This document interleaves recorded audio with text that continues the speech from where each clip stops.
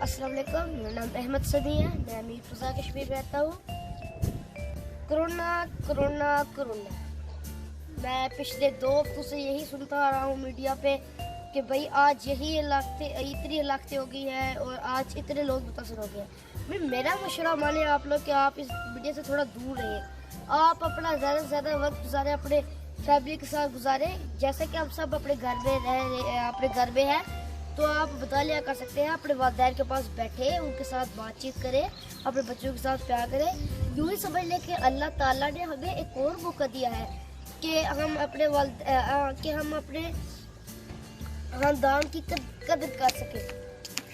और ये तभी हो सकता है अगर आप मोबाइल और इस मीडिया से थोड़ा दूर रहें, क्योंकि हम अपनी ज़िंदगी में इतने मसरूफ़ हो चुके थे कि हम तो इन रिश्तों को भूल ही चुके थे।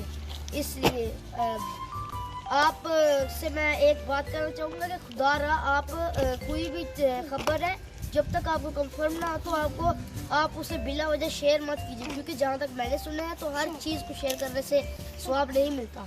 आखिर में आके फिर यही कहूँगा कि प्लीज़ अपना ज़्यादा से ज़्यादा वक्त अपने ख़ानदान के साथ गुजारें और आप अपने बच्चों के साथ प्यार करें। अल्लाह हाफिज़।